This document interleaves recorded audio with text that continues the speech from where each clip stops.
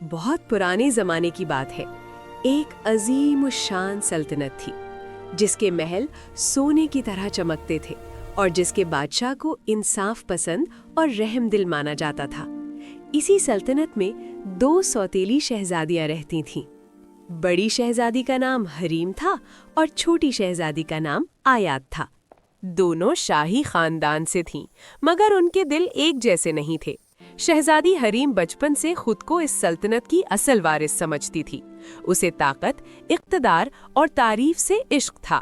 وہ چاہتی تھی کہ ایک دن تخت صرف اسی کا ہو اور سب اس کے حکم کے تابع ہوں۔ مگر قدرت نے چھوٹی شہزادی آیات کو وہ خوبیاں عطا کی تھیں جو دل جیت لیتی تھیں۔ وہ نرم دل، سچی، صابر اور نیک تھی۔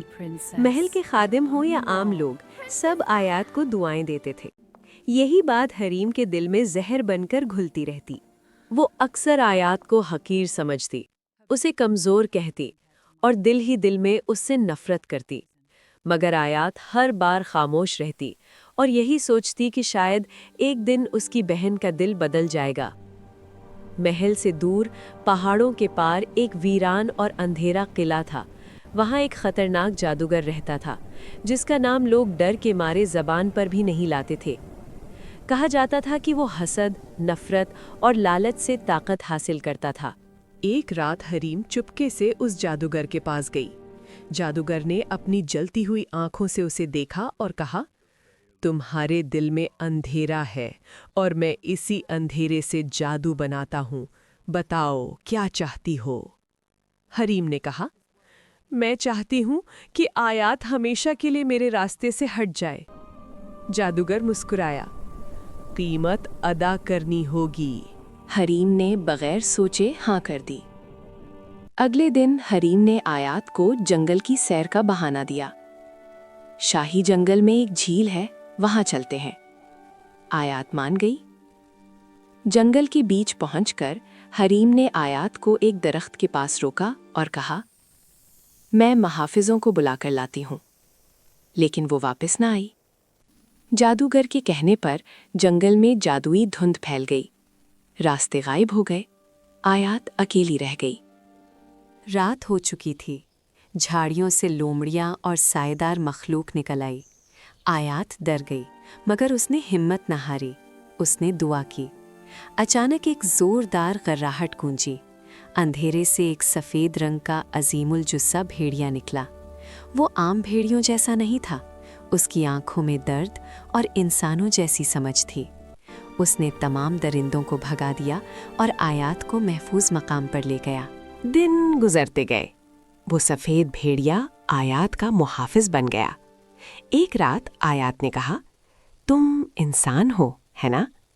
اچانک روشنی چمکی۔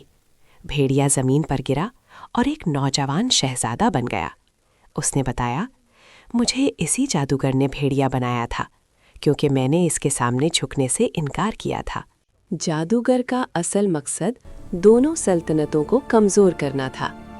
وہ حریم کے حسد اور شہزادے کی طاقت دونوں استعمال کرنا چاہتا تھا، مگر اس نے آیات کی نیکی کو کم سمجھ لیا تھا۔ آیات اور شہزادہ جادوگر کے قلعے تک پہنچے۔ جادوگر نے آیات کو ڈرانے کی کوشش کی، مگر وہ نہ ڈری۔ آیات نے کہا، تم نفرت سے جادو کرتے ہو اور میں دعا سے۔ آیات کی دعا سے جادو ٹوٹنے لگا، قلعہ لرز گیا، جادوگر کمزور ہو گیا اور آخرکار ختم ہو گیا۔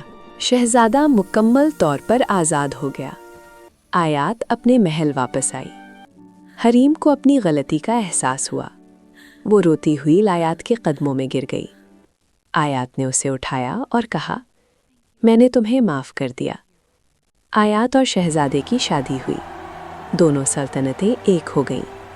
حریم نے بھی اپنی زندگی بدل لی اور نیکی کا راستہ اپنایا۔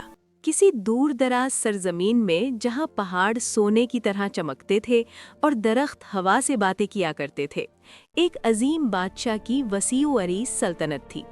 اس بادشاہ کا نام بادشاہ زرین تھا۔ اس کی سلطنت اتنی بڑی تھی کہ سورج ایک کنارے سے نکلتا تو دوسرے کنارے پر غروب ہو جاتا۔ بادشاہ کے محل میں دولت، شان و شوکت، خادموں کی قطاریں اور قیمتی برتنوں کی کوئی کمی نہ تھی۔ اس کی 3 بیٹیاں تھیں، مگر سب سے بڑی بیٹی سب سے مختلف تھی۔ اس کا نام تھا شہزادی آیات۔ شہزادی آیات حسن و جمال میں بے مثال تھی، مگر اس کی اصل خوبصورتی اس کے دل میں تھی۔ وہ 5 وقت کی پابند نمازی تھی، نرم لہجے میں بات کرتی اور ہر حال میں اللہ کا شکر ادا کرنا اس کی زندگی کا اصول تھا۔ جب بھی شاہی دسترخوان سجتا، سونے کے برتنوں میں طرح طرح کے کھانے رکھے جاتے، تو بادشاہ ہمیشہ فخر سے کہتا، دیکھو یہ سب میری محنت کا نتیجہ ہے، یہ محل، یہ دولت، یہ کھانا، سب کچھ میری وجہ سے ہے۔ سب خاموش رہتے، مگر جب شہزادی آیات کھانا ختم کر کے اٹھتی تو آسمان کی طرف نظر اٹھا کر کہتی، یا اللہ، تیرا شکر ہے، جو کچھ مجھے ملا ہے وہ تیرے فضل سے اور میرے نصیب کا ہے۔ یہ بات بادشاہ کے دل میں کانٹے کی طرح چبھنے لگی۔ ایک دن بادشاہ نے سخت لہجے میں کہا، آیات، یہ سب کچھ میں کما کر لاتا ہوں۔ اگر میں نہ ہوتا تو تمہارے پاس کچھ بھی نہ ہوتا۔ شہزادی نے ادب سے جواب دیا، ابا جان، آپ محنت ضرور کرتے ہیں، مگر دینے والا صرف اللہ ہے، رزق وہ دیتا ہے، ہم صرف ذریعہ ہوتے ہیں۔ یہ سن کر بادشاہ کا غرور اور بھڑک اٹھا۔ 6 دنوں بعد بادشاہ نے دربار بلایا۔ تمام وزراء، امیر، مشیر موجود تھے۔ بادشاہ نے اعلان کیا، میں اپنی سب سے بڑی بیٹی کی شادی ایک فقیر سے کر رہا ہوں۔ محل میں سناٹا چھا گیا۔ وہ فقیر اصل میں ایک نیک دل مگر غریب لکڑہارا تھا، جس کا نام تھا یوسف۔ بادشاہ نے شہزادی آیات سے کہا، اگر واقعی اللہ تمہیں تمہارے نصیب کا دیتا ہے تو جاؤ، آج سے دیکھتا ہوں تمہیں کیا ملتا ہے۔ شہزادی نے نہ آنسو بہائے نہ شکوہ کیا، صرف اتنا کہا، ابا جان، اللہ جس حال میں رکھے وہی میرے لیے بہتر ہے۔ شہزادی آیات اور یوسف جنگل کے کنارے ایک چھوٹی سی جھونپڑی میں رہنے لگے۔ آیات نے یوسف سے کہا، ہم کبھی بھیک نہیں مانگیں گے، محنت کریں گے اور اللہ پر بھروسہ رکھیں گے۔ یوسف روز جنگل جاتا، لکڑیاں کاٹتا۔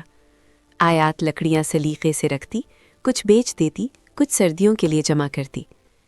رات کو چراغ کی مدھم روشنی میں آیات سجدے میں ہوتی اور کہتی، اللہ، تو ہی ہمارا سہارا ہے۔ ایک دن آسمان پر سیاہ بادل چھا گئے، تیز ہوا چلی، بجلی کڑکی، اور اچانک ان کی جمع کی ہوئی لکڑیوں میں آگ لگ گئی۔ یوسف گھبرا گیا، سب کچھ چل گیا، اب ہم کیا کریں گے؟ آیات نے آنسو پونچھے اور کہا، اللہ بہتر جانتا ہے، صبر کرو۔ جب آگ بجھ گئی اور یوسف نے راکھ ہٹائی تو وہ حیرت سے چیخ پڑا۔ آگ کے نیچے خالص سونا چمک رہا تھا، ڈھیر کے ڈھیر سونا۔ آیات نے سجدہ شکر ادا کیا۔ وقت گزرا، اسی سونے سے آیات نے بالکل اپنے والد کے محل جیسا محل بنوایا۔ وہی نقش و نگار، وہی دروازے، وہی برتن۔ پھر آیات نے یوسف سے کہا، جاؤ، میرے ابا جان کو دعوت دے کر لاؤ۔ جب بادشاہ اس محل میں داخل ہوا تو اس کے قدم رک گئے۔ یہ تو میرا محل ہے۔ آیات پردے سے باہر آئی اور مسکرا کر بولی، ابا جان، یہ سب اللہ نے مجھے میرے نصیب کا دیا ہے، نہ آپ نے چھینا نہ کوئی روک سکا۔ بادشاہ کی آنکھوں میں آنسو آ گئے۔ اس نے سر جھکا لیا اور کہا، آج مجھے سمجھ آ گیا کہ دینے والا میں نہیں، اللہ ہے۔ بادشاہ نے اپنی بیٹی کو گلے لگا لیا، غرور ٹوٹ گیا، دل نرم ہو گیا۔